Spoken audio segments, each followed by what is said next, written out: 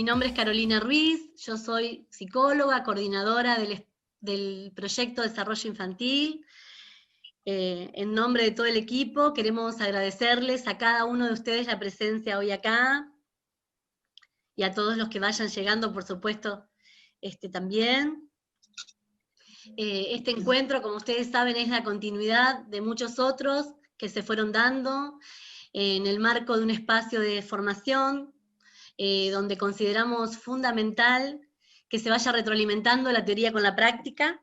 De hecho, ustedes saben que muchas cuestiones que se trabajan en estos espacios son de alguna manera el insumo que ustedes en el territorio nos van dando, y vamos armando para armar un diálogo entre la teoría y la práctica, que para nosotros eso es muy importante.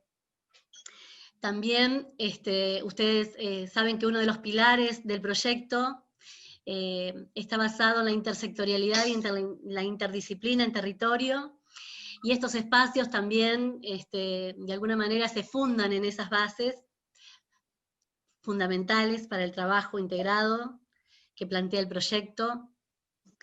Y bueno, y también articulando con todas las instituciones que son parte de todo este entramado, en este caso con las maternidades, tanto del Hospital Roque Sáenz Peña como la Maternidad Martín, que han sido parte y son parte de todo el proceso de trabajo con los dispositivos de desarrollo, de embarazo, de primera infancia, en toda la articulación territorial.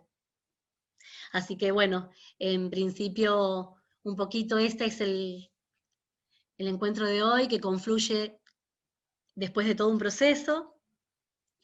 Si tienen durante el encuentro algunas preguntas, dudas, inquietudes, la idea es que las puedan ir escribiendo en el chat. Después, sobre el final, cuando terminan los disertantes, la idea es producir un intercambio, las vamos a retomar, así que los invitamos a escribirlas en el chat. Y bueno, voy a darle la palabra ahora a las directoras presentes, que también hacen posible todo este proceso de trabajo desde cada una de las direcciones.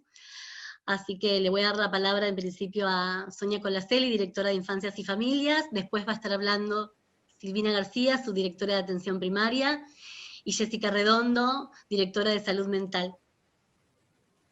Sonia, si querés. Buenos días a todos y a todas. La verdad que un gusto compartir la mañana con tantos compañeros de trabajo. Para nosotros, la verdad que ha sido un doble gusto poder empezar la agenda del mes de noviembre con esta continuidad de reunión de trabajo, como decía Carolina. Nosotros sabemos que esta instancia del proyecto de desarrollo infantil, ustedes ya la venían trabajando, y teníamos una idea desde la Secretaría de Desarrollo Humano y Hábitat, que era en el mes de noviembre poder instalar una agenda en conmemoración de la Convención de los Derechos de Niños y Niñas y Adolescentes, y bueno, iniciarla con esta actividad bajo un poco la consigna de todas las infancias, todos los derechos. La verdad que nos pone muy contentos.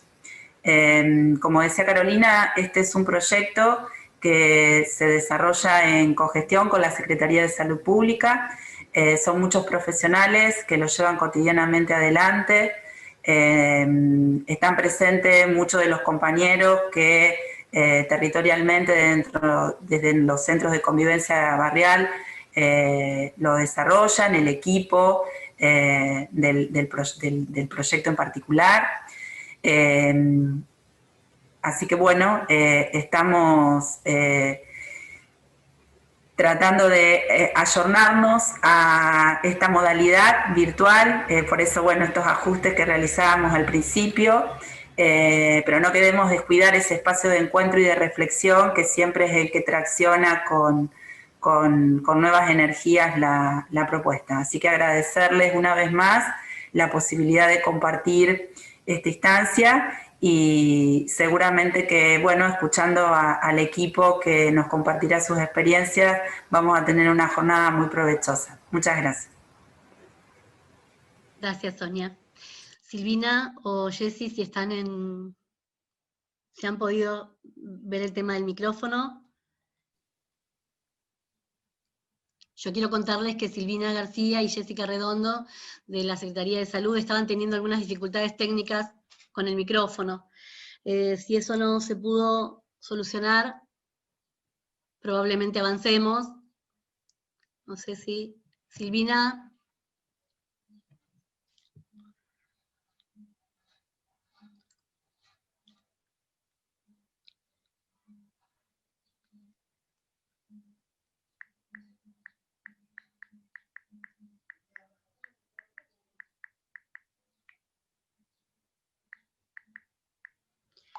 Bueno, probablemente no pueda Silvina, seguramente ella compartiría también las palabras con Sonia, valorando la intersectorialidad del proyecto y de todo el trabajo de los compañeros, tanto de desarrollo humano como de la Secretaría de Salud, en conjunto, en territorio, en una apuesta interdisciplinaria, ¿no?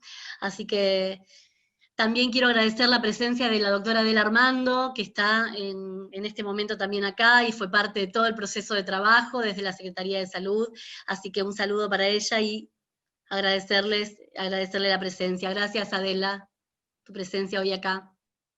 Y por supuesto a todo el equipo de desarrollo infantil que fue parte de toda esta construcción y es parte también de la construcción e hizo posible que hoy estemos todos también acá.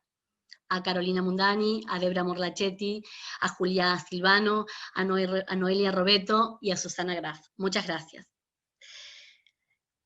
Bueno, voy a presentar y a Diego Gurbich también, que hizo posible también en conjunto con todos nosotros que estemos hoy acá. En realidad a todos los integrantes y a los equipos de todas las direcciones de las que somos parte, ¿no? Porque sin todos los compañeros, sin los equipos, las cosas no serían posibles.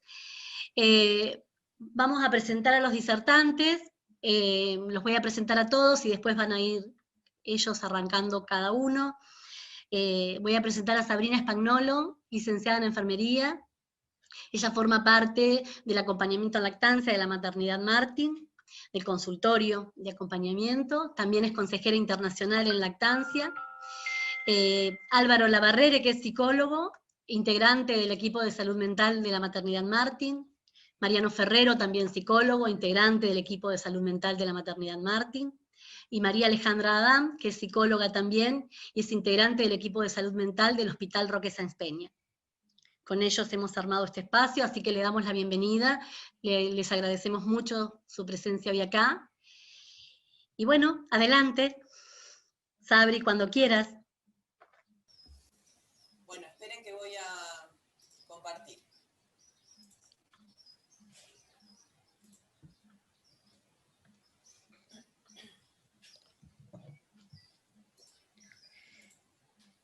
¿Se ve bien?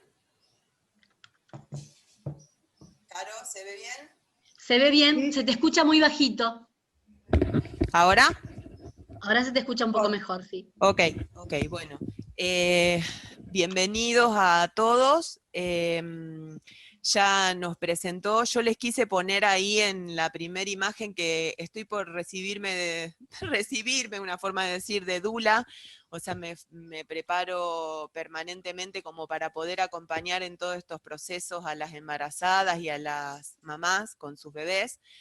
Y también quería decirles que estoy muy contenta porque en el último tiempo, en los últimos años, hemos logrado un trabajo muy importante, interdisciplinario, trabajar acá en equipo, esto de yo estar junto con todo el equipo de salud mental participando en esto, hace años atrás era muy factible que no se pudiera dar.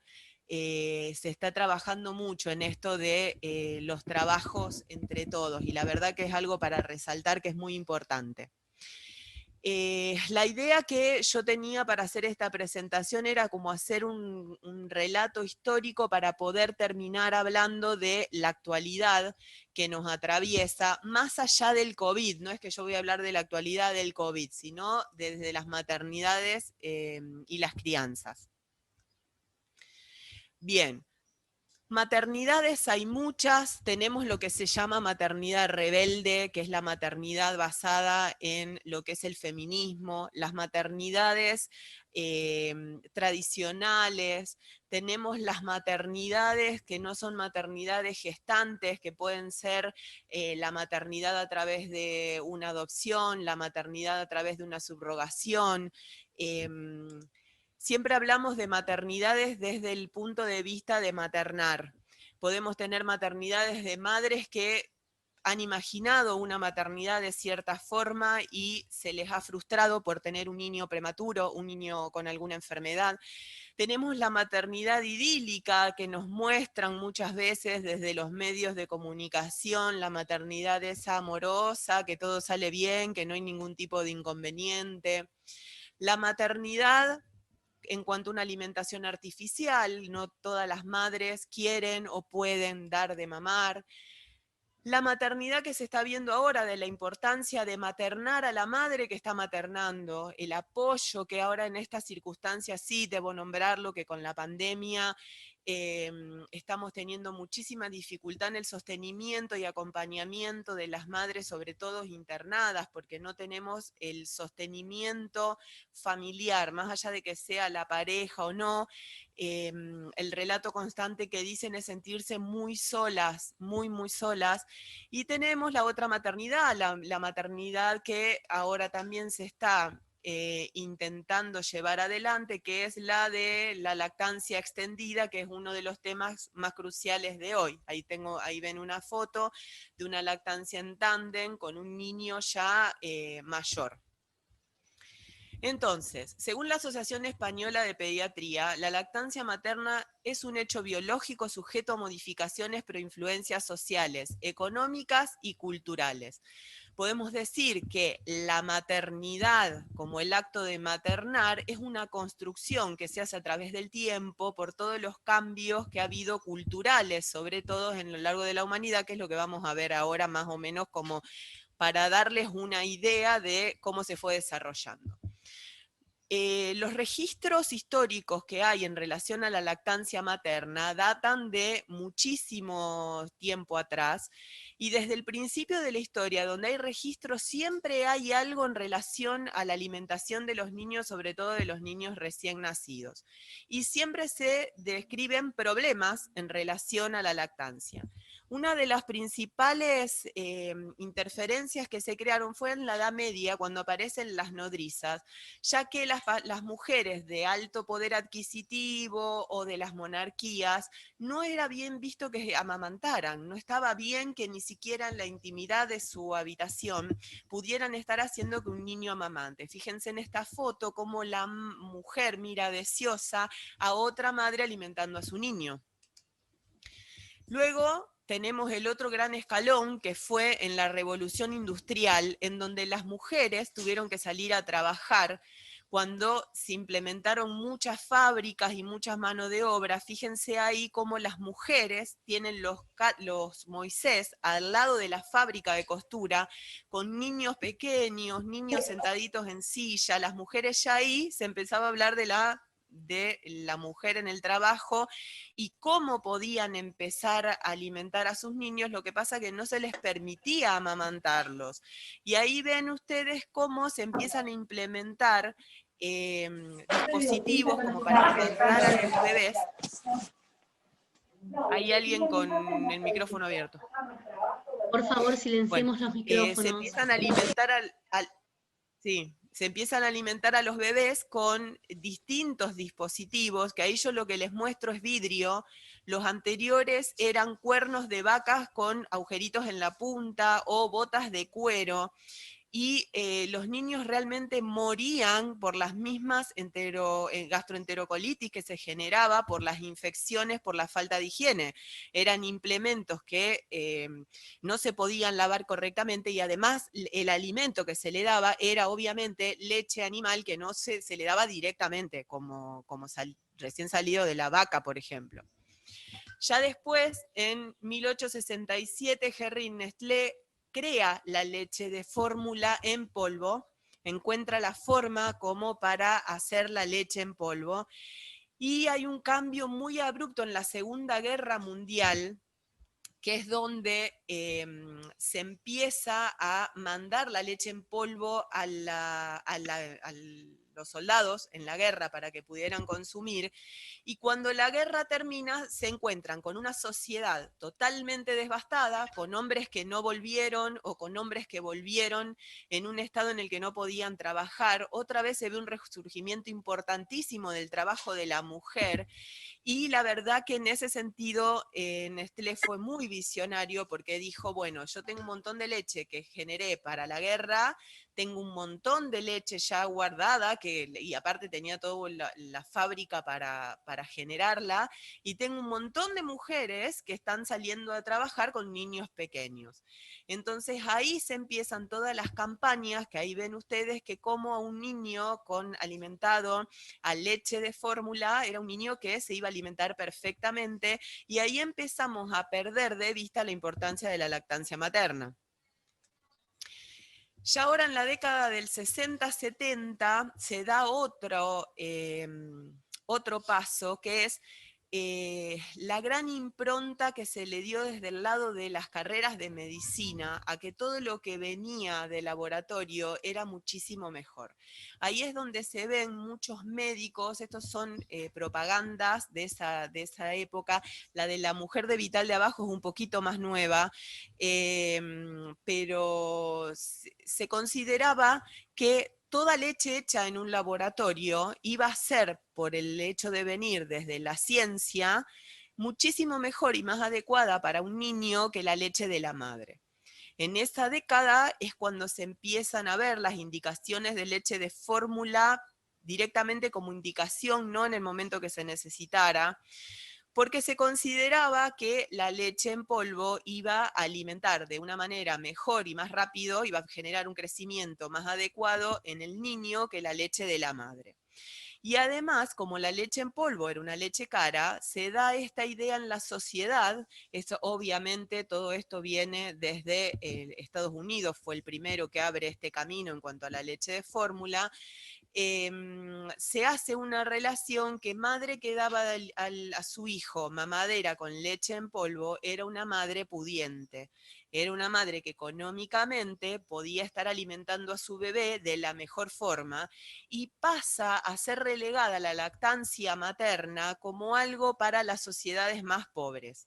Solo las mujeres que no podían tener acceso económico a una mejor alimentación eran las que daban la leche del pecho. En los años 80, cuando se ve que la tasa de morbimortalidad infantil en la primera infancia era muy importante a nivel mundial, es que la Organización Mundial de la Salud y UNICEF empiezan a discutir sobre las prácticas de alimentación infantil. Ahí empiezan a evaluar que lo que se creía que era la panacea, que era darle leche de fórmula a un niño, no estaba dando los resultados esperados, pero sobre todo porque había mucha interferencia en cuanto a las higienes, al agua potable. Estamos viendo que esto fue a nivel mundial. Entonces, en 1990 se dan los 10 pasos a favor de la lactancia natural, y ahí es cuando comienza con los primeros encuentros de UNICEF y Organización Mundial de la Salud a trabajarse fuertemente a nivel mundial para el resurgir y el restablecimiento de la lactancia materna como el mejor medio de alimentación de un bebé recién nacido.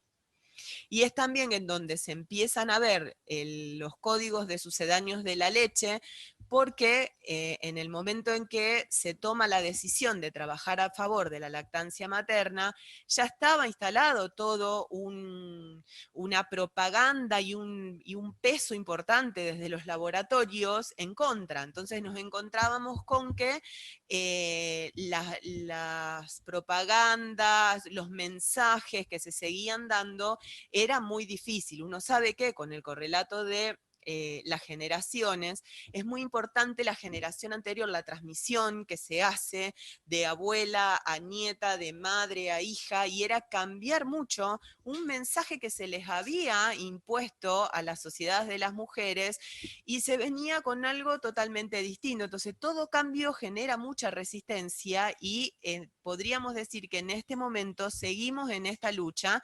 Se va ganando terreno, pero el trabajo contra las grandes propagandas y las grandes empresas es bastante dificultoso. En 1991, la Organización Mundial de la Salud y UNICEF proponen la iniciativa Hospital Amigo de la Madre y el Niño. Es importante que acá sepamos que ambas maternidades públicas de la Secretaría de Salud somos hospitales amigos de la madre y el niño. Si bien ambas maternidades tendríamos que estar recertificando otra vez ya, contamos con esa certificación desde el Ministerio de Salud y UNICEF.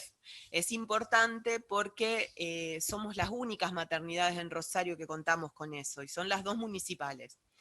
Después, en el 2013, sale la Ley de Lactancia Materna, Promoción y Concientización Pública, que habla, y es una ley que está muy en relación con la ley de trabajo. Ya se empieza a hablar de la problemática de la mujer que trabaja en cuanto a la alimentación de su hijo, que acá debo decir que hubo un trabajo bastante importante desde los ministerios de educación, con las maestras, porque el ámbito de la docencia es ampliamente manejado por mujeres jóvenes que se daban cuenta que no podían amamantar, y ahí se empieza con esta ley de lactancia materna.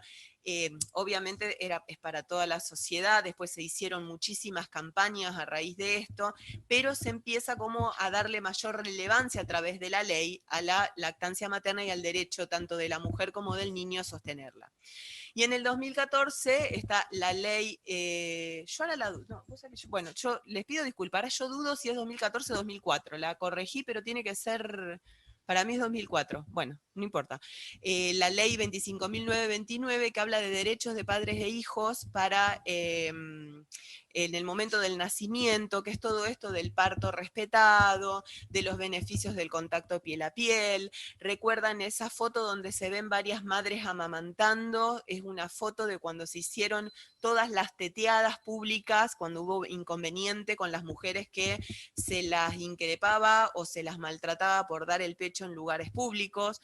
Entonces se genera últimamente mucha, ustedes saben que en los últimos años tenemos muchísima comunicación a nivel de las redes, hay muchísimas campañas que hablan sobre esto, y en algún aspecto ustedes piensen cómo venimos históricamente, es como que damos relevancia, se saca, damos relevancia, se saca a la lactancia materna, pero en este momento es tanta la información que estamos recibiendo que a veces es hasta contraproducente. Entonces acá nosotros vamos a ver, actualmente hay mucha discrepancia en esto. ¿Quién es más madre? Se está generando, muchas mujeres se sienten culpables. ¿Es más madre la que tiene cesárea o la que tiene un parto normal? Esto de que la maternidad solo se relaciona con el parto, lamentablemente se está viendo muchísimo, y las mujeres deben terminar sanando el nacimiento de su hijo, porque muchas mujeres se sienten frustradas al momento de tener una cesárea y no haber podido parir, como si eso las hiciera menos madres. ¿Es más madre la que pide una peridural o la que tiene un parto natural sin ningún tipo de analgesia o con analgesias naturales? ¿Es más madre la que da de mamar o la que da mamadera? O al revés, la que da mamadera o la que da de mamar. ¿Es más madre la que está agotada y realmente puede decir y puede pedir ayuda porque la situación la supera, o la madre que demuestra que todo lo puede y es la que hace de todo? Entonces, actualmente hay mucho esto de sentirse, en los últimos meses sobre todo, yo creo que va muy en relación con esto que las madres están muy solas. El decir de las mujeres es que realmente sienten demasiada presión al ser ellas solas las que tengan que... Entonces es bastante complejo porque en realidad la naturaleza nos dotó a las mujeres solo para poder amamantar un niño. Y esto de sentirse tan presionadas es una dificultad que hace que haya una intervención negativa en su seguridad, lo que hace que la lactancia muchas veces tenga o muchos inconvenientes o no se pueda establecer. Entonces, ¿qué es lo que tenemos que buscar y qué es lo que tenemos que transmitir? Que lo ideal, yo les voy a usar una palabra que es la que no quiero, pero que lo mejor sería encontrar un equilibrio saludable entre lo ideal y el fracaso. Porque parecería que si yo no llego al ideal es porque fracasé, y no es así. Hay que buscar como objetivo que es lo mejor que se pueda lograr, es lo mejor tanto para esa madre como para ese niño, y es respetar muchísimo lo que la mujer desee. Si la mujer no desea dar de mamar o desea interrumpir su lactancia antes del tiempo estimado, o lo que sea, o quiere dar una lactancia mixta desde el inicio, hay que respetarla, hay que escuchar a esta mujer y hay que acompañarla, porque lo del tema del ideal, muchas mujeres, y últimamente lo escucho más, a mí nadie me avisó que esto iba a ser así.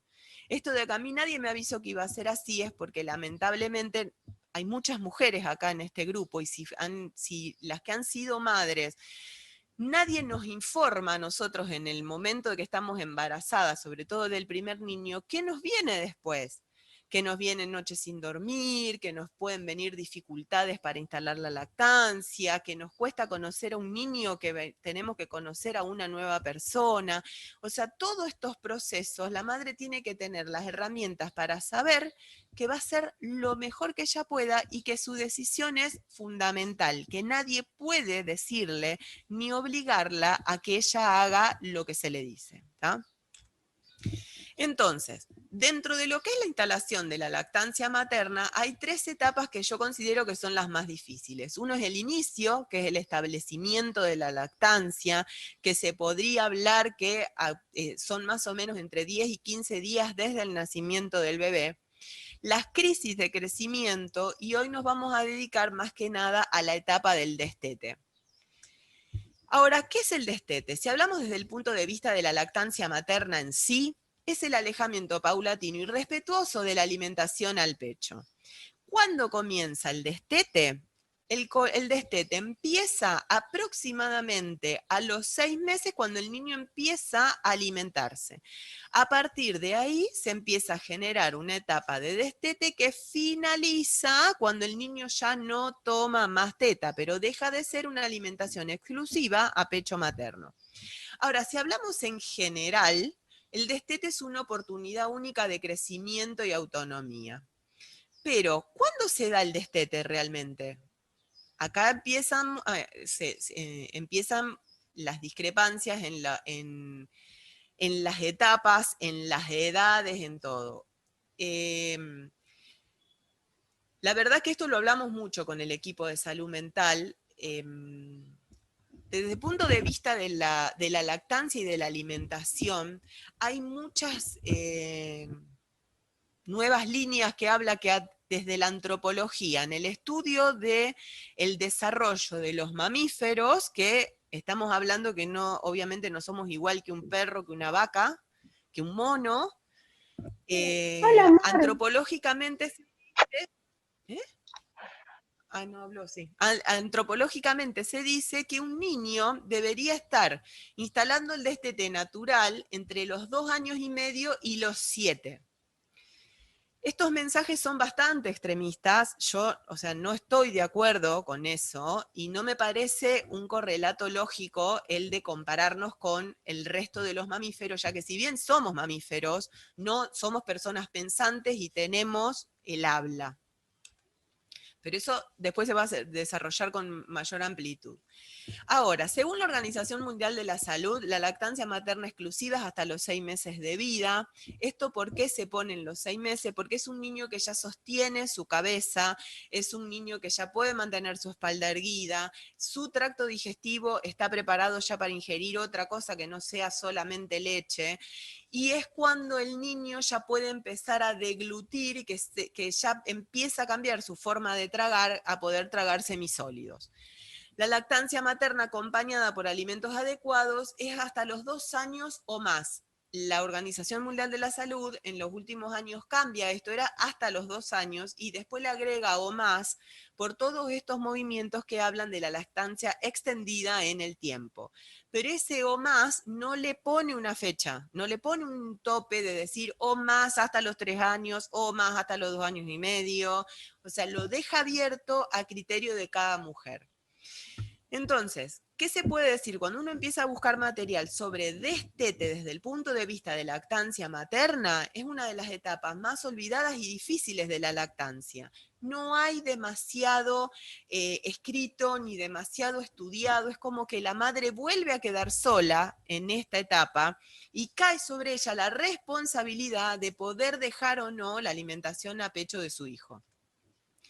Entonces, ¿qué tenemos que saber nosotros como equipo de salud al momento de acompañar a una mujer en un destete respetuoso? Primero, amorosidad. Siempre tiene que darse desde el amor y desde el convencimiento de la madre. No puede darse un destete porque la madre sea como obligada o impulsada a dejar el pecho. La madre debe estar convencida porque si no se torna en una situación bastante violenta para la mujer, igual que para el niño. Debe darse desde un punto de vista que no termine siendo un trauma para ninguno de los dos. El alejamiento paulatino. Se sabe que el alejamiento a la lactancia materna no puede darse de un momento para el otro. El destete no es automático.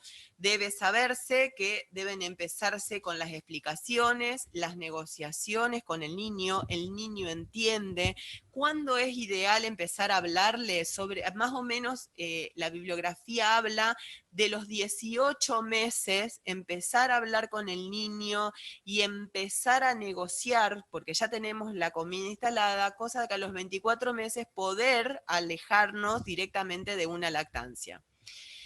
¿Qué se habla de la negociación? Al niño empezamos a decirle, la teta, por ejemplo, no se toma en público, no se toma fuera de casa, la teta se toma pidiendo permiso, piensen que son niños que ya caminan, que pueden tener acceso a una madre sentada y servirse solos, porque es así.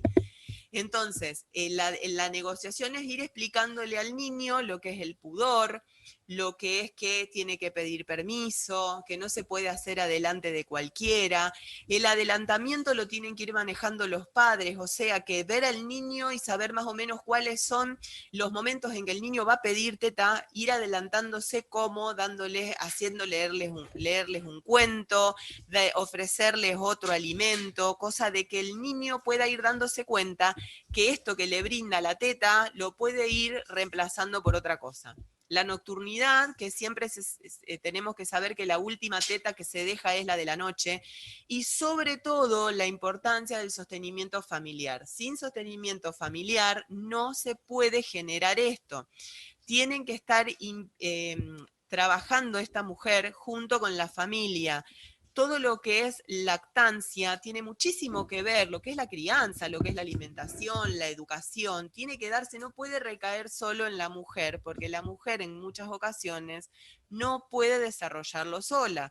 Entonces, es importante la participación del padre, de la otra madre, de la familia cuando no hay otra madre u otro padre, pero siempre hacer que se participe a alguien para que no quede solo en manos de la mujer todo este proceso.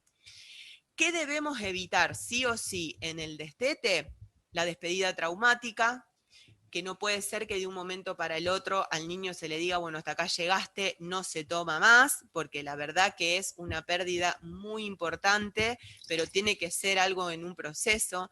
La asociación con la enfermedad o patologías, esto de las madres que se pintan con mertiolate, que se ponen curita, que se ponen gasas, hay madres que se ponen insectos pegados a la piel para decirle al bebé que la teta está mal, que la teta está enferma y no se le puede dar. La culpabilización, vos ya sos grande, o la vergüenza, ya sos grande, es una vergüenza, no lo podés hacer. O la llegada del hermano, que porque llega el hermano se deja la teta. Y la verdad que ese es un proceso que en los niños hace que si uno no se los explica y lo va haciendo paulatino, no solo llega el hermano, sino que además me saca la teta. Entonces en ese proceso es cuando los niños más grandes se ponen rebeldes, empezamos con las dificultades con los hermanos, y se pueden evitar, todas estas cosas se pueden evitar acompañando correctamente a una mujer en todo este proceso y respetando mucho la decisión de cada mujer. O sea, tampoco vamos a hacer sentir ni culpable, ni vamos a juzgar a una mujer que se puso una gasa en los pechos porque no sabe cómo hacer. Entonces tenemos que ir viendo, y estas cosas deben adelantarse a los acontecimientos que vayan sucediendo. Entonces, no olvidemos, el destete es una pérdida que permite otras ganancias, pero el destete se relaciona solo con el pecho. Este es mi pase a mis compañeros de salud mental. Gracias, Sabri. Muchas gracias. ¿Quién sigue? ¿Álvaro, Mariano o Alejandra?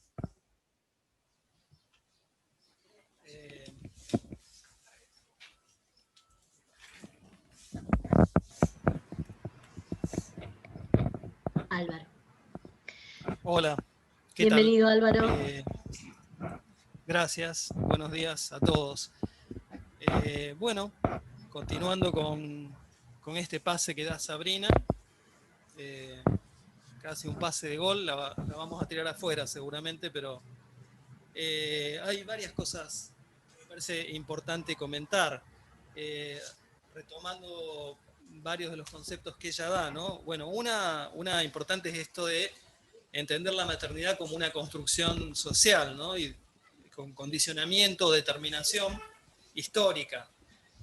Lo que es una buena madre hoy no es una buena madre, no era considerada una buena madre hace 50 años, y podemos extrapolarlo hacia atrás en la historia, y también pensar la maternidad en distintas culturas. En ese sentido, la antropología hace aportes más que interesantes, ¿no? No nos vamos a detener en esto porque no es aparte materia de nuestra experticia, pero sí queremos compartir con ustedes algunas cosas.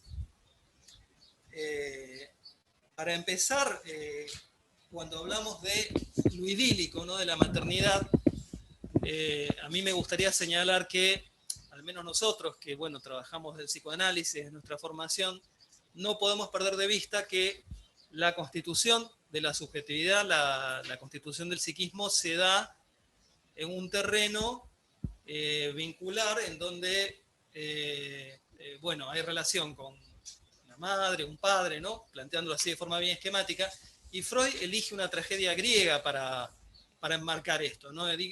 Con todo el peso que tiene en términos de tragedia, el Edipo. ¿Qué nos dice esto? Que ahí hay un hervidero pulsional, ¿no? Hay pulsiones que tienen que ver con algo que ya excede lo nutricional, porque sí aparecen apuntaladas, digamos, estas pulsiones, que es la libido, la energía sexual, digamos, aparece apuntalado en lo nutricional, ¿no? Nace allí, pero despega. Por eso el chupeteo, digamos, de un niño, por eso el placer oral, sí, tiene que ver inicialmente con la necesidad de alimentarse, pero luego despega y cobra vida propia, y esto es lo que genera, bueno, todo lo que es el despliegue de la vida psíquica. ¿Querés agregar algo? Hola, buen día. Sí, sobre eso lo que quería agregar en realidad es que lo que dice Álvaro es lo que, bueno, nos demuestra, y por otro lado es el material con el que trabajamos nosotros, la importancia del determinante pulsional por sobre lo biológico, que en realidad cuando hablamos de pulsión también nos referimos a los determinantes culturales, ¿no? Y digo que es un material con lo que trabajamos nosotros porque efectivamente es algo que nosotros vemos en la cotidianidad de nuestra práctica, porque justamente hay algo del discurso en relación a la lactancia y a la maternidad en general, pero particularmente con la lactancia, que está muy ligado a lo biológico, pero que tiene un tinte moralista, ¿no? Esto que decía Sabrina, por eso esto que trae Sabrina es un aporte muy interesante en relación a cómo ha sido considerada la maternidad en distintos puntos de la historia, en el sentido de cómo hay algo ahí que accede a lo biológico y que muchas veces son prácticas que están muy atravesadas por discursos moralizantes, ¿no? Esto de ser una buena madre porque una mujer alimenta a su hijo a través del pecho y no de una manera artificial, ¿no? Lo que nosotros entendemos ahí es que hay algo de lo biológico que hace límite y que tiene que ver justamente con esta cuestión pulsional que decía Álvaro, y que eso va a estar determinado y va a determinar a su vez de qué se trata la constitución psíquica, digamos, de la persona que encarne esa práctica, que en este caso es una mujer. Álvaro decía, bueno, hay una cuestión de la alimentación que está atravesada por un apuntalamiento. Eso es algo que nosotros traemos de Freud, en el sentido de que hay algo en la actividad de la lactancia que va a favorecer en realidad el alojamiento que una mujer pueda hacer de ese bebé, con todo lo que implica ese momento, ¿no? Ese primer momento, luego del nacimiento, y que no va a depender exclusivamente del órgano. Eso es lo que queremos decir. El momento de la lactancia es un momento de goce, digamos, es un momento en donde hay una mujer que empieza muy incipientemente a poder cumplir con una función materna. Por eso nosotros entendemos a la maternidad como una función y no como una capacidad, porque eso estaría mucho más ligado a lo biológico, y que le va a aportar en el acto de alimentar toda una serie de significaciones amorosas, en el mejor de los casos. Por supuesto que eso va a estar muy determinado por la constitución psíquica de esa mujer, ¿no? Que encarne ese momento. Lo que va a empezar a hacer el bebé ahí es, justamente por esto que le aporta, que le dona a la madre, es en principio una cuestión que meramente refleja, digamos, que es el reflejo de succión, y que eso muy rápidamente va a empezar a constituirse un juego. Es decir, de la pura succión va a empezar a pasar al chupeteo, y el chupeteo ya supone un juego en el sentido de que en el chupeteo lo que encuentra el bebé es una ganancia de placer. Una ganancia de placer que incluso va a hacer que el bebé siga succionando más allá de que la necesidad biológica de la nutrición ya esté satisfecha. ¿Se entiende, no? Entonces, es una práctica, es una actividad que se va a dar en ese marco, digamos, en un marco de goce. ¿Cuándo intervenimos nosotros? Cuando hay algo de eso que por algunas cuestiones institucionales, digamos, que también están atravesadas por factores o por discursos más ligados a lo biológico y a lo moralizante, hay algo de eso que no anda, que bueno, en general es el momento en donde intervenimos nosotros, digamos. Nosotros ahí lo que tratamos de apuntar es justamente a poder pesquisar que eso que parece que no anda, pueda estar siendo abordado en relación a la escucha de esa mujer. No sé, ahora sí que... Sí, claro, no pensar, digamos, que hay una especie de protocolo que vale para todos, ¿no? Me parece que el abordaje que intentamos darle es justamente tener una mirada que complejice. Perdón, se escucha un poquito bajo lo que decís, Álvaro. Haciendo lugar a la singularidad de cada historia, porque estamos hablando de pacientes con sus particularidades, ¿no? Perdón, Álvaro, ¿te podés acercar el micrófono que se escucha muy bajito? Sí, a ver, Gracias. ahora. No, decía que lo que nosotros creemos necesario, digamos, es complejizar la mirada sobre la maternidad, teniendo en cuenta la singularidad de cada historia, ¿no? Y esto implica justamente cuestionar lo que tiene de ideal, de idealizado, ahí el peso de estos ideales que son aplastantes para muchas mujeres cuando se bajan de esa manera, ¿no?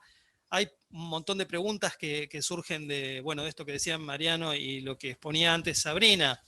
¿Qué es una buena madre? Una buena madre es únicamente, ella hablaba de, bueno, del parto natural o la cesárea, ¿no? O la peridural. Pero, por ejemplo, con respecto a la lactancia, ¿una buena madre es únicamente la madre que puede dar el pecho? Entonces, una madre que opta por dar la mamadera es una mala madre. Bueno, esto es una simplificación que suele ocurrir, digamos, ¿no? Cuando se promueve masivamente, sin ver el caso por caso, se incurre en este tipo de simplificaciones, ¿no? Que son dañinas, porque en realidad se puede ser una madre amorosa dando una mamadera y se puede ser una madre totalmente desconectada y poco afectiva dando el pecho. ahora podemos hablar de destete también, pero por ejemplo, nosotros trabajamos acá con esta problemática obviamente en un momento cronológico distinto, ¿no? Que los equipos de desarrollo, pero acá muchas veces se presentan situaciones en donde se puede aconsejar la inhibición o la suspensión de la lactancia por cuestiones de consumo.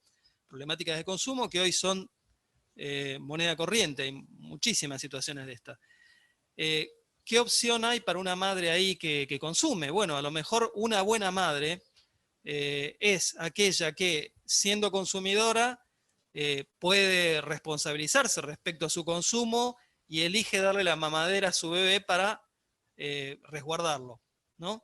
Ahora, si se insiste únicamente y se va por la vía de que, bueno, vos tenés que, sos y tenés que dejar sí o sí el consumo, porque tampoco se hace lugar a pensar en una política de reducción de daños allí, ¿no?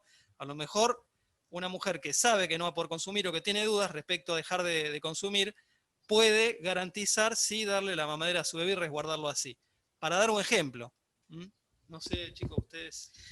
Sí, en realidad un poco lo que trabajamos nosotros es que, bueno, las situaciones que se presentan en la institución son múltiples y variadas, digamos, ¿no? Pero bueno, hay una cuestión que a lo mejor puede englobar todas esas situaciones, que es cuando hay algo de la lactancia a través del pecho que está interrumpida por alguna cuestión, por alguna patología o por alguna cuestión, por una negativa materna, digo entre comillas, es el término que se usa acá.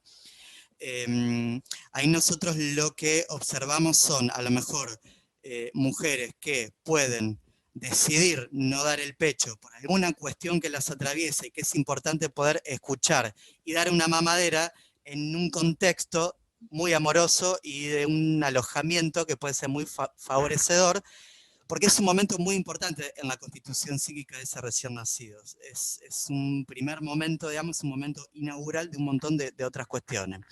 Hay mujeres que pueden prender los bebés a los pechos y sin embargo estar mirando para otro lado, mirar el celular y no tener ninguna conexión. Y es importante detenerse en esa mirada puesta en otro lado, no porque sea una cuestión de juzgamiento a esa madre, sino porque esa mirada puesta en otro lado quiere decir algo, digamos. Y ahí nosotros tenemos mucho cuidado en trabajar esto con los médicos, porque hay algo, digamos, de la indicación médica que irrumpe en ese momento y que no va a ser efectiva si no ponemos en consideración qué es lo que le está pasando a la mujer en ese momento. Es decir, cuando la cuestión de la lactancia viene impuesta desde afuera, nosotros ponemos el ejemplo de la indicación médica, pero podemos tener muchos otros ejemplos, hay algo ahí que no solo no va a operar, sino que va a reforzar eso que no se puede. Y eso por supuesto que tiene consecuencias. Entonces trabajamos en ese sentido, pudiendo escuchar a las mujeres en esa situación. Sobre el destete, que algo anticipaba Álvaro, a lo mejor sería importante que podamos darle lugar a Alejandra Adán de la Maternidad del Roque. Pero bueno, sobre el destete sí lo que podemos anticipar también es que, como al igual que la lactancia y al igual que esta cuestión de la maternidad ligada a una función, lo que supone es una operación psíquica de separación que, como Sabrina anticipaba algo en la diapositiva, es una operación de separación que no necesariamente es traumática, porque es un corte simbólico que puede ofrecer justamente a ese bebé la posibilidad de libidinizar otras cosas además del cuerpo de la madre. Ale, ¿te parece que podamos pasar? Bueno, hola, ¿se escucha? Gracias, chicos. Hola, Bienvenida, Ale. ¿cómo les va? ¿Se escucha? Se escucha muy bien, Ale. Ah, bueno, gracias. Bueno, gracias a todos y todas por estar ahí. Un poco la idea con Álvaro y Mariano era dialogar. Es medio difícil con esta situación del Zoom poder dialogar e intercambiar, digamos, las experiencias. Entonces, bueno, es lo que va saliendo. Yo en realidad les quería comentar, o sea, acuerdo, por supuesto, con lo que ha planteado Silvina y Álvaro y Mariano. Coincido con Sabrina, ellos en Sabrina, perdón. En realidad, obviamente que coincido, digamos, en los lineamientos generales, digamos, coincido en esta cuestión de la idealización, digamos, de la maternidad, el tema de la lactancia. Son situaciones que nosotros permanentemente vamos trabajando, porque es ahí, digamos, en esta idealización, es cuando nosotros nos vamos encontrando con las dificultades, digamos, ¿no? Porque no tenemos en cuenta la particularidad de la subjetividad de cada mamá, ¿sí? Entonces, es como que ponemos todo generalmente en la misma bolsa. Nosotros empezamos a trabajar, les comento un poquitito, digamos, para aquellos que no conocen, la particularidad del Hospital Roque Sáenz Peña, a diferencia, digamos, de la maternidad, del servicio de la maternidad, nosotros estamos dentro de un hospital general. Entonces, el Hospital Roque Sáenz Peña es un hospital general que tiene maternidad y neonatología.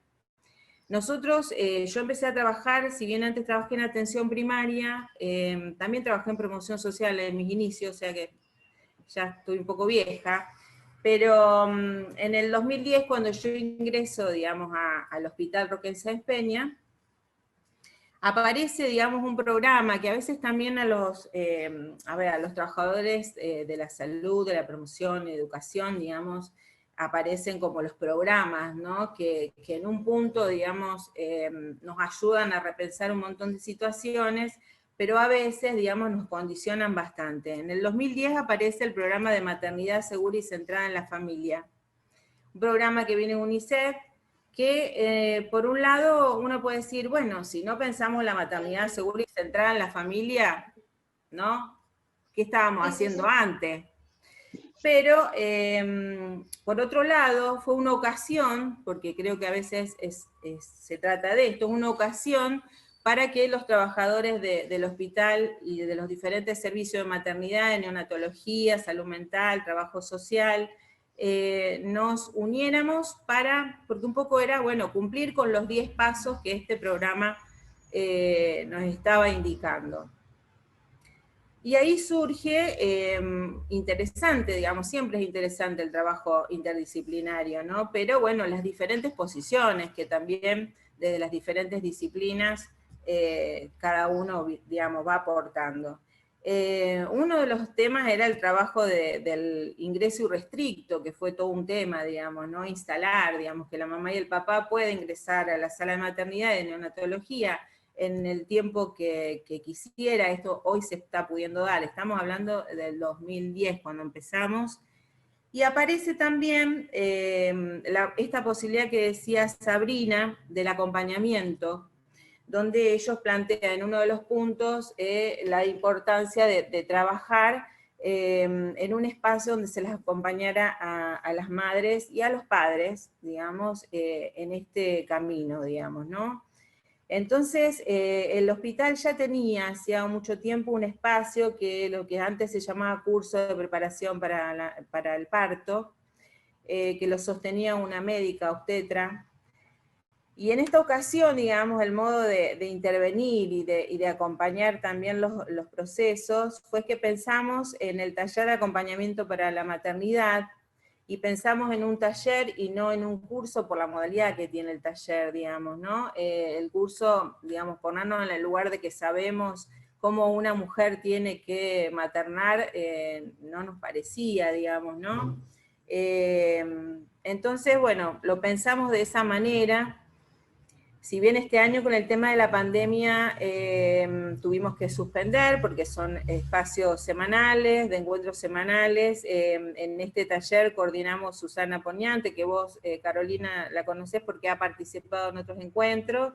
Susana Poniante es profesora de expresión corporal y sensopercepción, o sea, ella acompaña a las mujeres desde el lugar, digamos, que ellas, de la relajación, de la respiración, digamos, ¿no? Cómo ir acompañándola en ese proceso. Andrea Galassi, que es médica obstetra, y bueno, yo que trabajo todo lo que tiene que ver con sus ansiedades, sus miedos, sus dudas. Pero como Es abierto, la mujer puede participar con su acompañante, el que prefiera, digamos, que en ese momento la esté acompañando, puede ser la pareja, la madre, la hermana.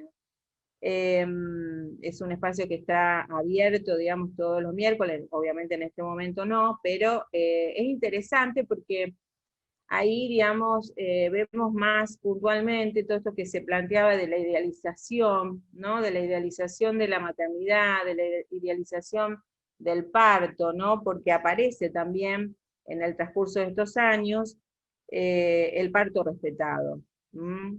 Y también uno se puede volver a preguntar, antes no era respetado, ¿qué hacíamos antes? ¿No?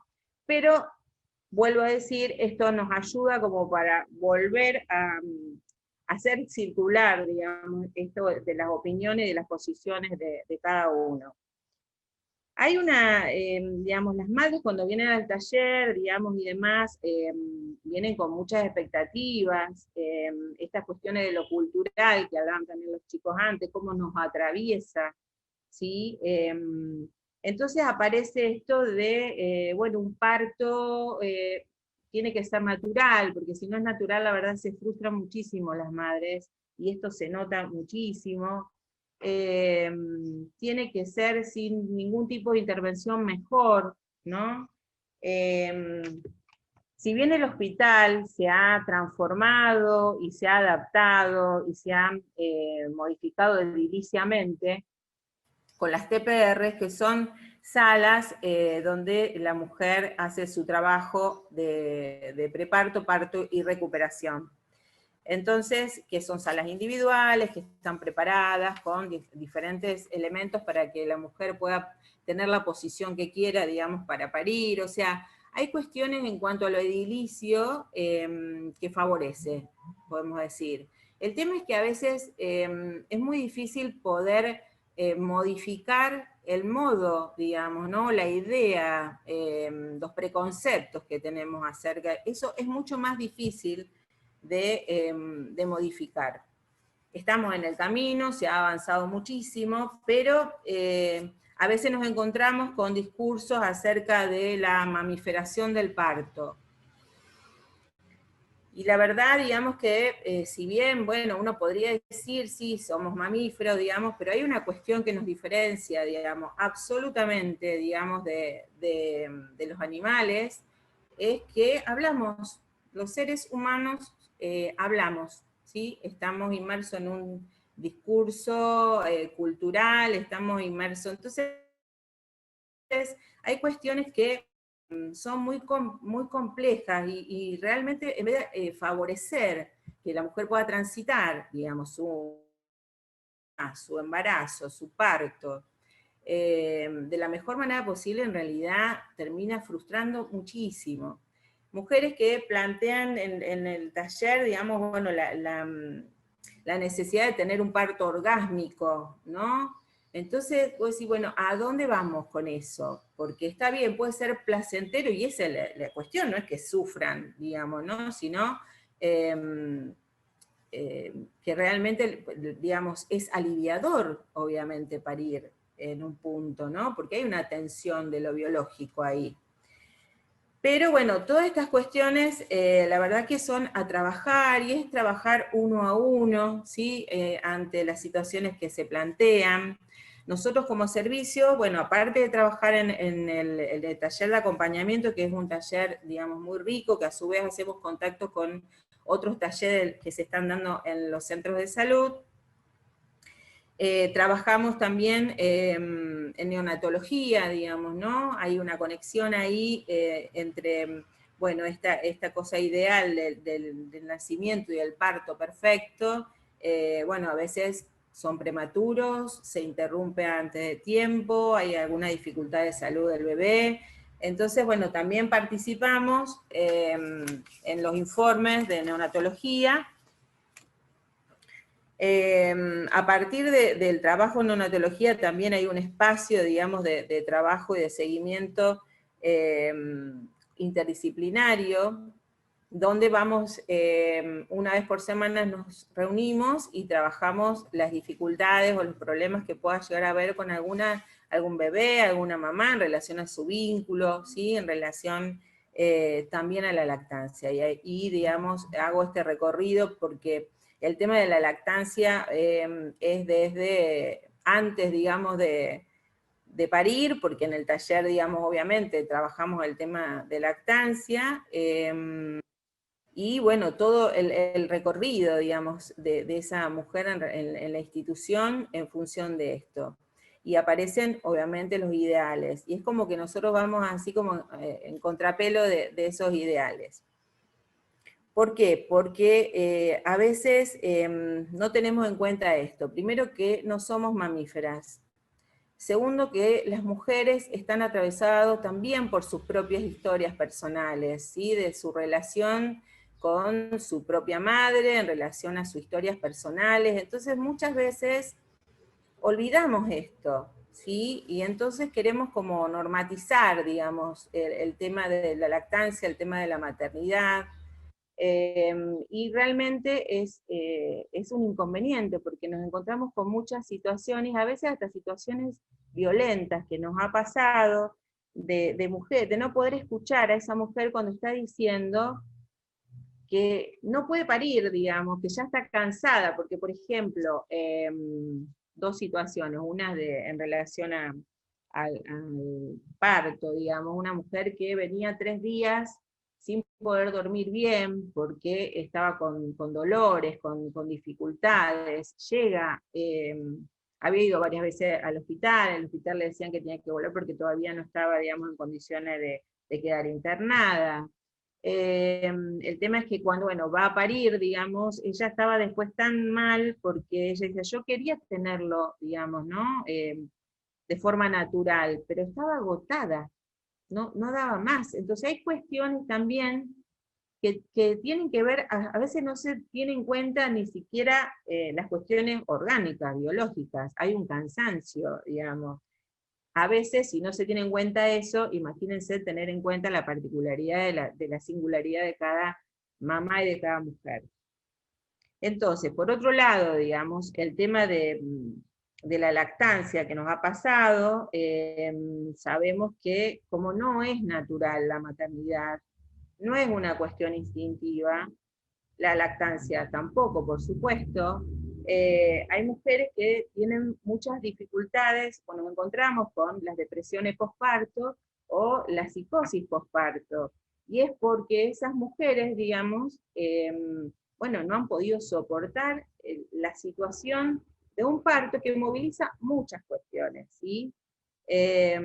Y cuando aparece el tema de la lactancia, y que algunas no pueden, y nosotros intervenimos, y a veces decimos, bueno, no insistan con el tema de la lactancia, porque hay que decir que se insiste mucho de las instituciones. Y está bien, porque no es que uno es contra lactancia, ¿no? Porque si no parece, bueno, vienen los psicólogos, van en contra. No estamos en contra, para nada, para nada, para nada. Pero sí es importante poder dar lugar a lo que le pasa a cada mujer con eso. Entonces, a veces ha habido indicaciones nuestras de no insistir con el tema de la lactancia, de propiciar en todo caso que esa mamá pueda salir de la institución, sabiendo preparar una mamadera, porque también tiene su particularidad preparar una mamadera, digamos, ¿no? Las medidas, el agua, esto, o sea, siempre hay ciertas particularidades en relación a eso. Y ha pasado que han insistido y se produjo una situación violenta, ¿sí? Porque esta mamá violentó a la persona, al personal médico, creo que de enfermería, digamos, que insistió con este tema, desoyendo, digamos, esta indicación.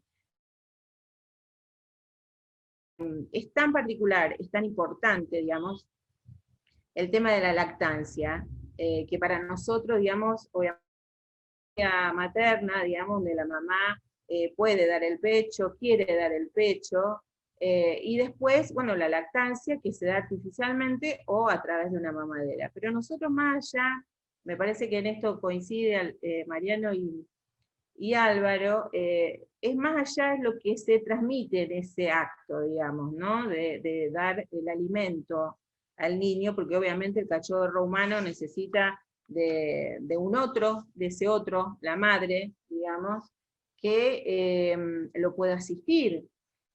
La alimentación es una necesidad, ¿sí? pero va más allá para el ser humano, justamente, digamos, el encuentro de esa madre con ese niño, va mucho más allá de la alimentación, la lactancia, y tiene que ver en ese acto cómo se imbrincan las pulsiones que antes comentaron mis compañeros, ¿no? Que es el hecho, digamos, no solamente de alimentar.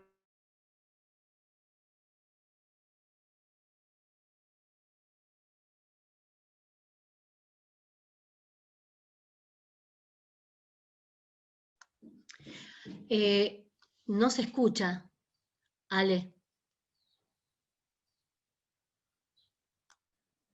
Se cortó el video. Se cortó internet, se le cortó internet, me parece. Ah, ¿no se está escuchando?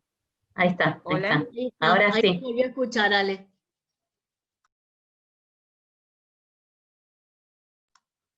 Ale.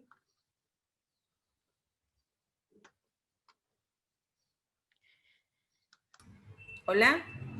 Ahora sí, ¿Ahora? te escuchamos. Ahora sí, Ale, nuevamente. Ah, yo estuve hablando todo este tiempo y no me escucharon. No, sí, un momentito donde no te escuchamos.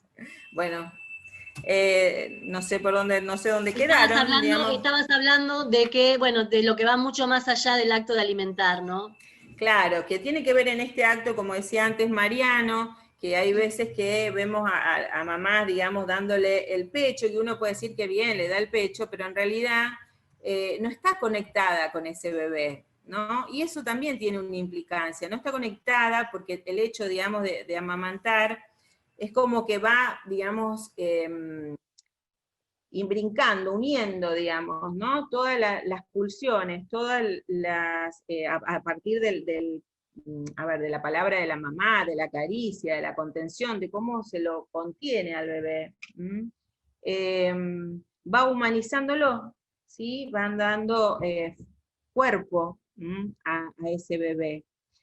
Entonces, digamos, más allá de la leche en sí, que materna, que es excelente, que es lo mejor que le puede pasar a un bebé, pero también es importante y es muy importante para nosotros en relación a la constitución subjetiva de ese bebé, es que aparezcan también, digamos, todas estas funciones que la mamá o la persona, digamos, que cuide a ese niño, que desea a ese niño, porque hoy en día las maternidades, el tema del maternaje también, digamos, se ha diversificado, digamos, no solamente la mamá que tiene su bebé en el vientre, sino, bueno, están las surrogancias, están los papás, digamos, hombres que deciden, digamos, ser padres, digamos. Entonces, lo importante es que haya un ser humano, digamos, un hablante ser humano, que quiera ese bebé, que lo desee, que lo aloje, ¿sí?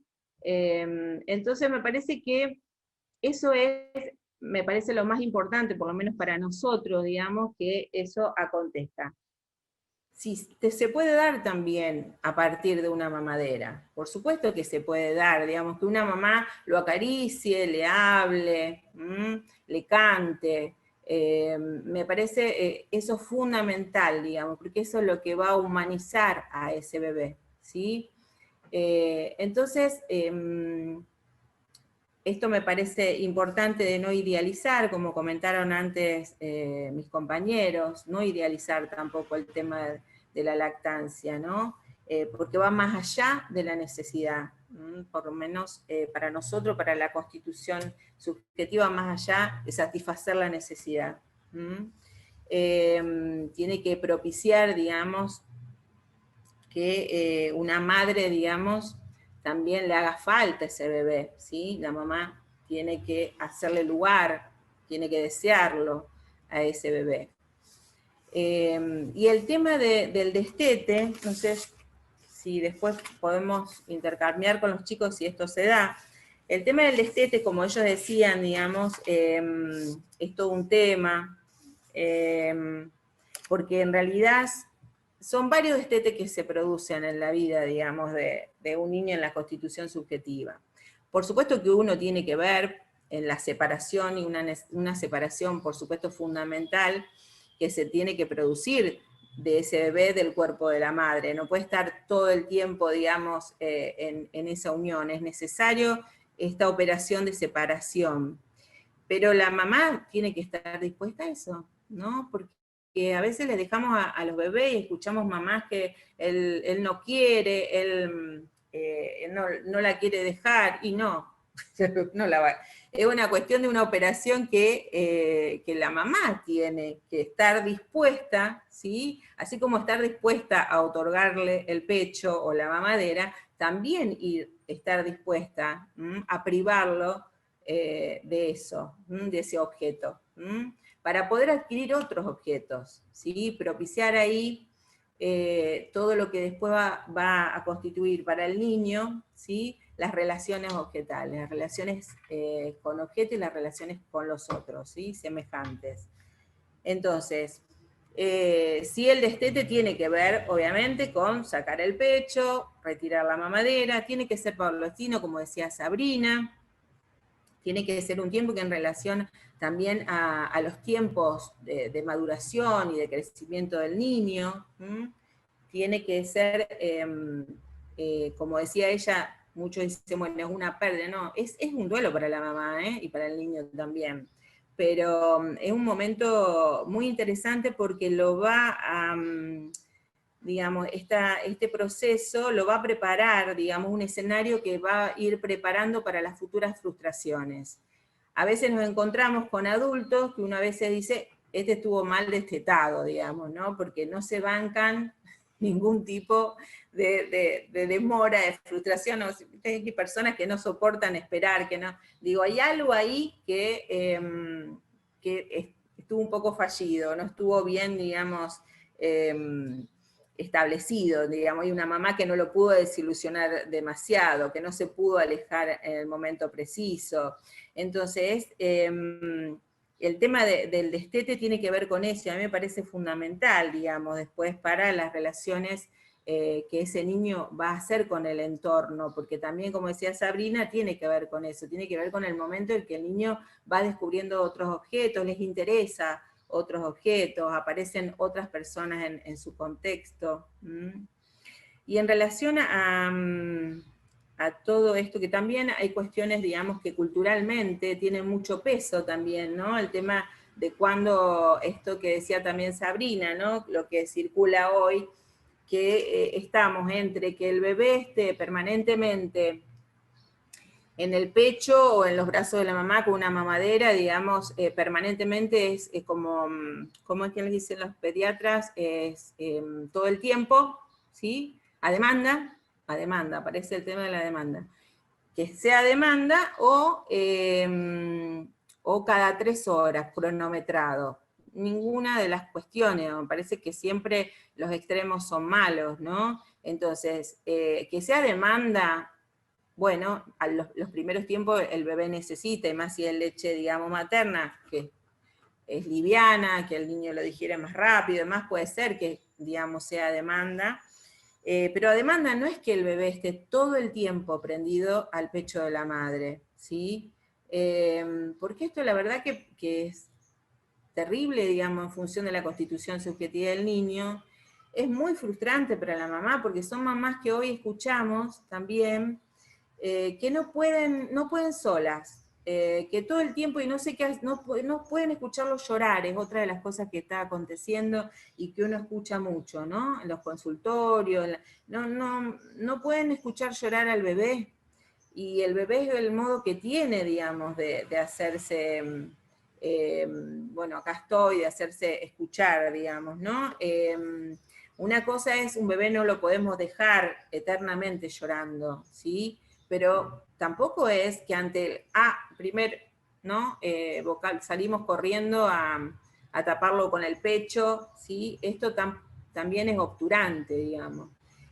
Y por otro lado, el cronometraje, hay gente que, bueno, mamás que, bueno, si es cada 3 horas, entonces se ponen el reloj y lo sacuden al niño si no se despertó para poder prenderlo. O sea, todas estas cuestiones que yo les planteo, que seguramente ustedes deben tener ejemplos, digamos, cercanos o un poco más lejanos, pero bueno, todas las dificultades que una mamá tiene, porque otra de las cosas que aparece en el taller de acompañamiento que es muy interesante, digamos, porque ellos traen sus propias experiencias, de sus madres, de sus hermanas, comparten y demás, es la idealización. Y ahora yo me perdí en lo que iba a decir, iba a contar un ejemplo y me olvidé.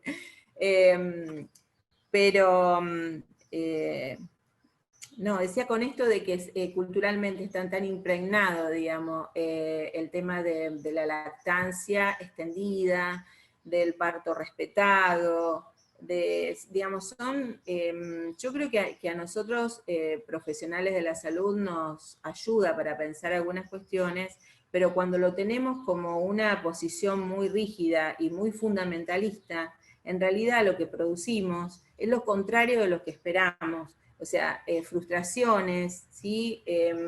Las mamás se sienten muy mal si no pueden dar el pecho, se sienten muy frustradas, ¿sí? Pero también si pueden dar el pecho y están con el bebé todo el tiempo prendido en el pecho, digamos, también, digamos, se sienten mal porque, bueno, están totalmente alienadas, si bien es importante el primer tiempo de alienación con el bebé. Bueno, no sé si Ale, me parece dejar acá sí. Sí, si te parece que justo vos recién también dijiste ahí que debe haber muchos ejemplos o cuestiones que los compañeros y compañeras a lo mejor quieren compartir, si te parece, si les parece, ya vamos habilitando las preguntas de lo que fueron Sí, sí. escuchando, las dudas, las inquietudes. Hay una que apareció, que está en el chat, que si quieren, que dice, Hernán pregunta, ¿qué sería la mamiferación del parto? Si les parece. Eso tiene que ver, Ale, me parece, con lo que vos dijiste. Claro, yo lo que no tengo la definición, pero que tiene que ver con que las mujeres, digamos, al ser dentro, digamos, de ser también mamíferas, pero somos seres humanos hablantes. Entonces, si bien estamos dentro del grupo de los mamíferos, ¿sí? No somos animales, ¿sí? Entonces muchas veces se compara el tema del parto y del modo, digamos, ¿no? Como volver atrás en algunos procesos, que es cierto, a ver, convengamos que sobre la situación del parto también se ha abusado de intervenciones médicas, ¿no? De cesáreas, de un montón de intervenciones que hoy nos damos cuenta que no son tan necesarias, ¿sí? Ahora, tampoco parimos como los animales, digamos, ¿no? Me parece, digamos, que pero hay personas que sí sostienen esto y que hacen mucha relación, digamos, con mucha comparación entre los animales y los humanos. Entonces, bueno, me parece que eso tiene que ver con la mamiferación. Por supuesto que, sí. ¿Cómo estás? Marcela de Maternidad Martín. Marcela Bello. Hola, Hola Marcela. Marcela, ¿cómo estás? ¿Cómo están? Bueno, primero felicitar tanto el equipo del Roque, Alejandra y los chicos que he escuchado la presentación. Y venía pensando también algunas cosas como para acotar, y el tema, bueno, tiene que ver sobre lactancia y sobre destete, ¿no? Y de paso acoplo algo sobre la mamiferización. También hay que poner en cuenta que y recuerdo de cuando vos dijiste, y Sabrina también, de los 10 pasos de la lactancia para ser amigos de la madre, hospitales amigos de la madre y del niño, porque también estuve participando en aquel momento, en donde había una militancia férrea a la lactancia. Y también hemos visto que esa militancia férrea a la lactancia en mujeres en donde había veces que dificultades y se les imponía una lactancia desde el sistema médico. Hoy creo que hay que ver en esas también individualidades de la historia de esa mujer. ¿Vamos al coche? Ver que puede estar ofreciendo esa mujer como maternidad, que también se va construyendo en la lactancia y en su estructura de la función materna, poder estar brindando todo un asesoramiento en donde no haya ni angustia ni culpas. Tenemos dos sociedades que también de mujeres, que también tenemos que incluir. Una es la que tiene una información sobre el nacimiento, la forma de querer nacer, en forma distinta, en donde tiene una información y un acceso y tiene una capacidad de ir apoyándose en grupos que hoy Rosario tiene muchísimo, con el tema de la reglamentación del parto y la intervención de las doulas y las puericultoras, en donde sí hay un conocimiento.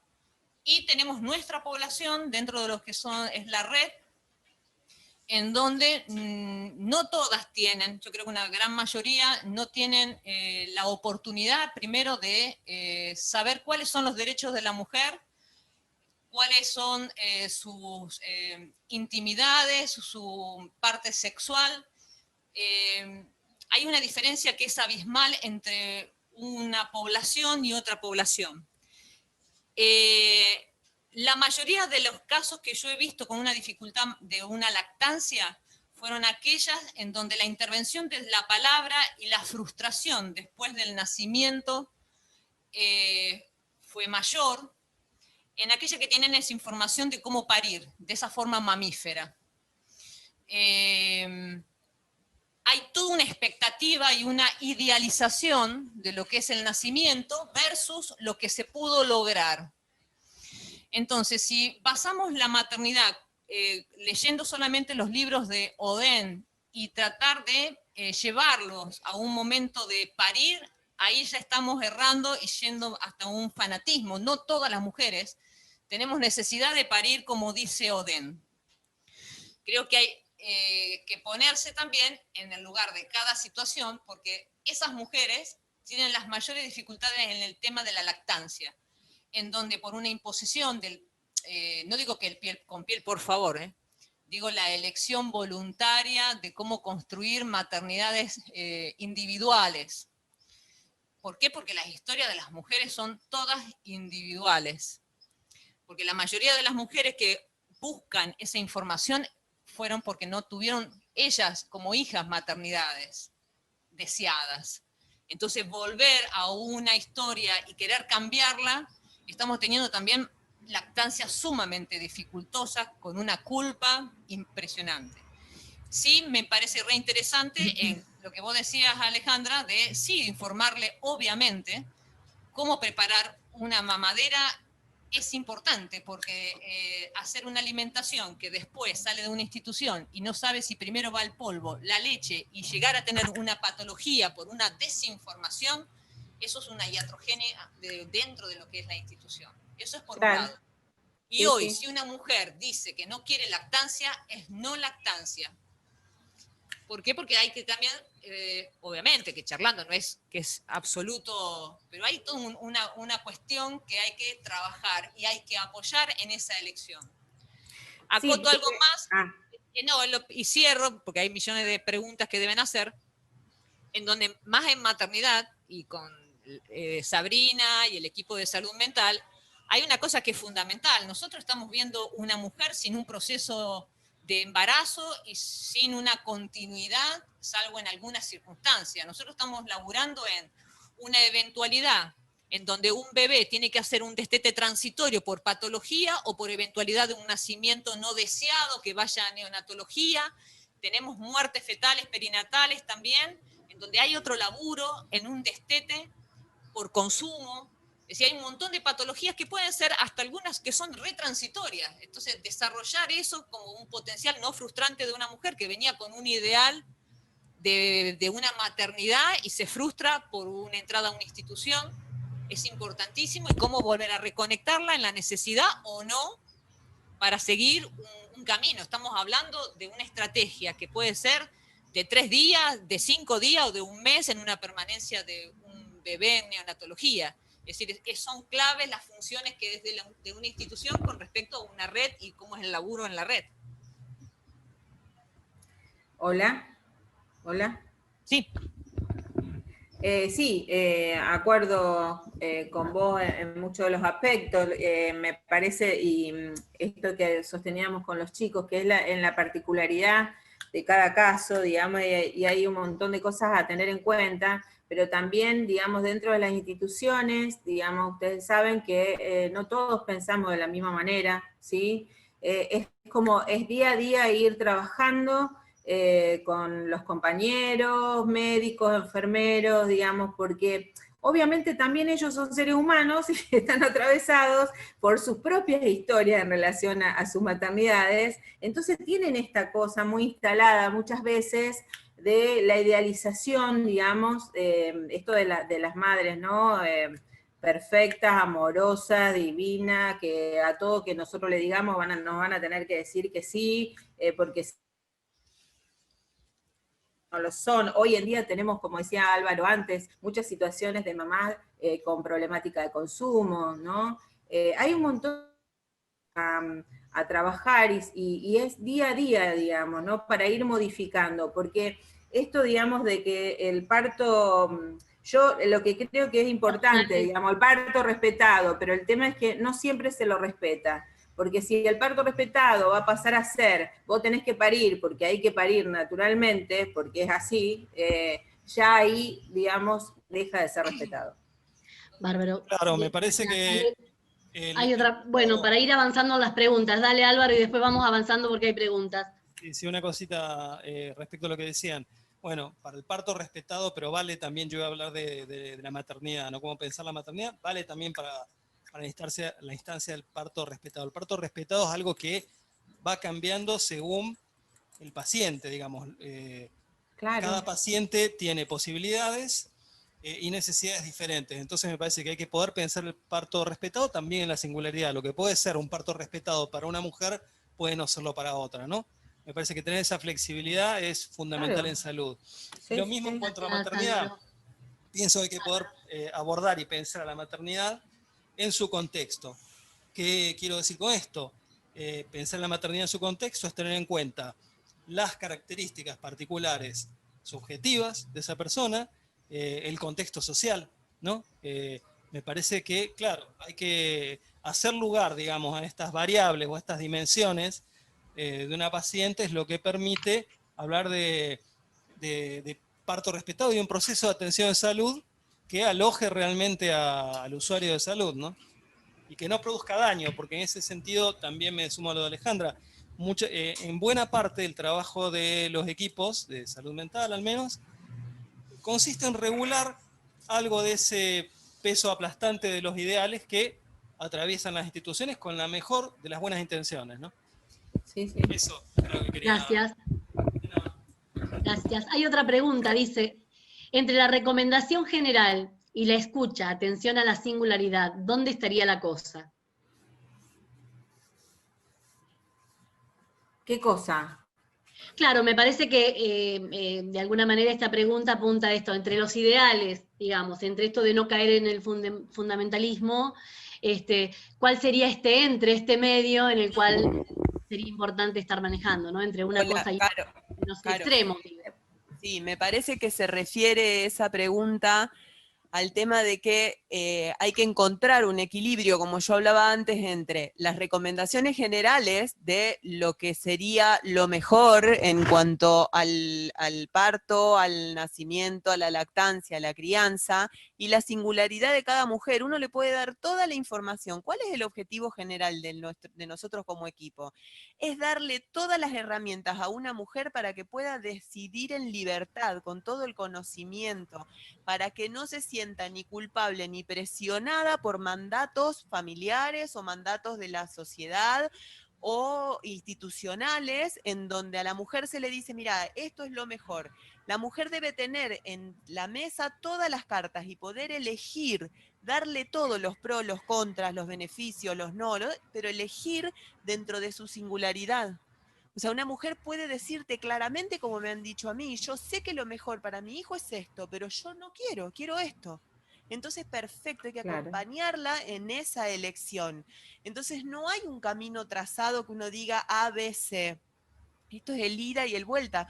Muchas mujeres te dicen, yo quiero dar mamadera, por ejemplo, y cuando vos le explicas los pros, los contra, y todas las gamas que tiene, que no solo puede ser blanco o negro, vos podés tener un gris en el medio, que es una lactancia, por ejemplo, mixta, la mujer accede porque tiene las herramientas para poder acceder a eso y a la decisión. Hay que empoderar a las mujeres de sus decisiones. Creo que se refiere a eso. Cuando vos la opción es aliviador, porque si no es esto y esto solo, y es horrible, entonces cuando vos le das la posibilidad que pueda elegir entre esto, digamos, es más aliviador, ¿sí? Porque si no hago esto y me sale mal, es terrible, ¿sí? Me parece que eso es lo que apunta, ¿no? Bien. Bien, hay otra pregunta que dice, ¿antes había menos madres con problemáticas de consumo o se decía y se trabajaba menos al respecto? Es una pregunta. Mira, yo no tengo, sí lo que creo es que las mamás se animan a decirlo más, muchas lo plantean cuando llegan a la sala de parto, a las TPR, lo plantean, que han consumido. Me parece que también eso, y creo que a nivel, digamos, sí hay más consumo en la ciudad, digamos, esto es así más tempranamente, ¿no? Lamentablemente también aquellos que trabajan con niños, hay consumo en el caso de chicos muy chicos, ¿no? Que empieza también a ver. Gracias. Por supuesto que también uno lo ve de otra manera, también tiene que ver con que haya otro que lo pueda estar viendo, registrando eso, ¿no? Gracias. No hay otra pregunta, yo quiero hacer una pregunta, voy a hacer una pregunta en función... Perdón. Claro, quería agregar algo de lo de consumo. ¿Puedo un segundo? Dale. Lo que pasa también, que quizás antes parecía que había menos casos de consumo, porque se está trabajando mucho y la intervención de los equipos de salud mental en esto es fundamental, en la escucha sin juzgar. Cuando una mujer, un hombre, lo que sea, vienen acá y uno los escucha abiertamente, sin ese prejuicio de juzgar y sin ese de darles una seguridad de que puedan decir lo que quieran, sin que se los vaya a retar, sin que se los vaya a estigmatizar, hace que se pueda hablar con mayor fluidez y se puedan reconocer cosas que antes se ocultaban. Claro. Igualmente consideramos que hay muchas situaciones que se siguen ocultando, pero la verdad que cuanto más abiertos somos y más estamos nosotros predispuestos a la escucha, sin una escucha abierta, una escucha de intercambio, sin juzgar, hace que las madres puedan hablar más claramente y con tranquilidad de lo que les pasa realmente en su vida, en su casa. Gracias, Sabri. Una pregunta pensando en que todos los que nos están escuchando son profesionales que están en territorio y hay educadores, hay médicos, hay psicólogos, hay trabajadores sociales, que hay muchas disciplinas, no solo médicos, digamos, ni psicólogos. Pensaba en relación a la lactancia y al destete, pensando en los educadores y en otros profesionales que llevan adelante el trabajo con la mamá o quien cumple la función materna y los niños y niñas. Pensaba qué herramientas se pueden llevar hoy para acompañar en territorio, concretamente en aquellas situaciones singulares, el proceso de destete. ¿Cómo pueden ellos estar pensando también concretamente el acompañamiento a situaciones singulares, en situaciones donde haya que acompañar a una mamá en el destete porque está viendo algunas dificultades, porque no se puede lograr? Digo, ¿qué herramientas podemos estar compartiendo con todos los profesionales hoy para que tengan también este insumo? Más allá de las singularidades que es lo más importante, ¿no? ¿Qué otra cosa, digamos?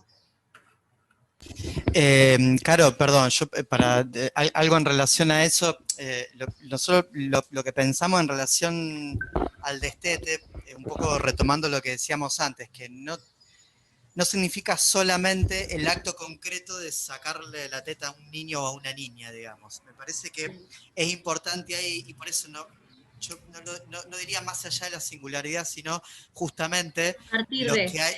Y es claro, exactamente, porque me parece que hay que pensar al destete como una operación psíquica que no se produce de un momento para otro. Esto ya lo decía Sabri al principio, Porque si esto se produce un momento para el otro, no estamos pensando el destete como una operación psíquica que produce un corte simbólico, digamos. Si no produce un corte simbólico, es un corte en lo real. Eso significa que va a ser un evento traumático. El destete se produce y tiene efecto si viene produciéndose en relación a un proceso de cortes y que tienen que ver con cómo está la madre, en este caso, atravesada por otras cuestiones más allá de la mera alimentación de su hijo. ¿Se entiende? O sea, hay que pensar que en realidad hay algo ahí de la lactancia que se pone en juego en relación a un acto sexual. Hay una cuestión muy erótica, digamos, en relación a eso. Lo que se erotiza es el cuerpo de la madre, entonces. Cuando el niño y la niña empiezan a atravesar distintos momentos de la constitución psíquica, que esto también va acompañado por el crecimiento y el desarrollo cronológico y de otras cuestiones, hay algo ahí, digamos, en el crecimiento de ese niño y esa niña que me parece que es importante que se pueda cortar con el goce que produce el cuerpo de la madre. Entonces, el destete no se da de un momento para el otro. Hay ciertos indicios que se van empezando a producir en la lactancia que uno puede observar, por ejemplo, cuando una mujer está cansada, ¿no? Eso es algo completamente interno de la mujer, pero que ya opera y tiene efectos, digamos, en lo que va a ser el proceso del destete. Una mujer que tiene que ir a trabajar, una mujer que tiene otras necesidades, digamos, ¿no? Y está atravesada por otras cuestiones. Por eso cuando vos decís alguna cuestión concreta en relación al destete, me parece que no hay que pensarlo por fuera de la singularidad, porque justamente va a tener efecto si eso se produce en relación a un proceso. Me parece importante esto, digamos, no considerar al destete como el acto concreto de sacarle la teta a un niño o a una niña. Por eso la cuestión de la singularidad... ¿Cómo? Que puedan percibir y que los equipos puedan tener este concepto de proceso, que al menos puedan llevarse la importancia de un proceso en relación a la lactancia y el destete, justamente que no es un acto que se da de un momento para otro, y que obviamente el acompañar en la escucha a la singularidad en este proceso, ¿no? Me parece hay algo, Caro, ahí hay algo, perdón, Ale, agrego esto y ya te dejo. Hay algo ahí me parece que es importante a tener en cuenta en el proceso de la lactancia y destete, que son cuestiones que tal vez no vayan tan separadas, digamos, ¿no? Que es como, yo recién decía, un ejemplo, ponía, no sé, el cansancio de la mujer, por ejemplo, ¿no? Hay algo que produce la lactancia en relación a el juego, que algo que yo decía antes, que lo que instala es, en el vínculo entre la madre y el niño o la niña, un juego de presencia y ausencia, que eso me parece que es fundamental, porque me parece que el problema con la cuestión de la lactancia y el destete es cuando se absolutiza la presencia o la ausencia. Hay algo ahí, digamos, que es importante, que se pueda producir en el vínculo, que esté atravesado por este juego, digamos, ¿no? Este juego de presencia-ausencia. La madre no está presente absolutamente, como tampoco está ausente absolutamente. Entonces hay algo ahí que, a lo mejor, para pensar, digamos, en los equipos que están trabajando en los territorios, poder ir observando justamente cómo se va dando este proceso. Bien. Eso quería agregar, perdón, Ale. Bueno. Sí. No, yo lo que quería plantear en relación a eso, que muchas veces escuchamos a la mamá que lo que dicen es que no tienen otra cosa para darles, ¿sí? Porque también tenemos contextos de mucha precariedad, digamos, no tienen otro alimento, o entonces, bueno, ellos consideran, digamos, que es lo único que tienen para dar. Entonces, por eso es importante, digamos, escuchar, o sea, preguntar a las mamás, digamos, ¿por qué? Porque ella lo piensa, qué es lo que le pasa con eso, digamos, porque, digamos, se juegan un montón de cuestiones ahí, digamos, ¿no? En relación a lo que se le juega a esa madre, digamos, en relación a ese niño, ¿no? Si es un objeto totalmente de goce, digamos, ¿no? Entonces hay muchas cuestiones a tener en cuenta. Por eso cuando vemos una mamá que tiene dificultades que ustedes se deben encontrar, a lo mejor yo, qué sé yo, tenía 12 años el hijo y seguía tomando la teta. Entonces, a ver, hay cuestiones que ahí nos hacen ruido, ¿no? Estar presente a eso, digamos. Hay cosas que nos hacen ruido. Entonces, a partir de eso, digamos, ¿no? poder ir escuchando, hacer espacios, digamos, con profesionales, sí, para ir escuchando a mamá, a ver qué pasa ahí, digamos, ¿no? Que esta mamá no puede, digamos, desprender a ese niño o ese objeto, hay que ver cuál es la posición, digamos, dónde está ubicado ese niño para esa madre, ¿se entiende? Sí, Ale, empiezan a aparecer también cuestiones que son manifestaciones y que tienen que ver con algunas cuestiones sintomáticas en relación a los niños y a las niñas. Por ejemplo, una edad que tiene que aparecer el lenguaje y algo de eso que está interrumpido y que no aparece. Una niña que no pueden hacer lazos con otros, que no pueden acceder al ámbito escolar, por ejemplo. Son cuestiones que, claro, que tal vez, y que muchas veces se patologizan, se confunden con diagnósticos de autismo, y a lo mejor lo que hay que rever ahí es cómo se fue produciendo, o qué es lo que está obstaculizando justamente ese proceso de destete. Pensado justamente como una separación necesaria que le va a permitir al niño y a la niña poder acceder a otras cosas más allá del cuerpo de la madre. Esto me parece que es lo que tiene que quedar como importante. Y me parece bárbaro para ir cerrando porque ya estamos en tiempo. Bueno, quería agregar algo cortito. Chiquito, Sabri, porque ya estamos en tiempo, dale. Bueno, en relación a lo que decían tanto Alejandra como Mariano, que es perfecto, algo para que los equipos sepan, es que por lo general, cuando se dan este tipo de lactancias, así como Alejandra dijo, los casos que encontramos de niños mayores a 10 años que siguen tomando la teta, el problema está en que la mayoría de los casos son casos ocultos.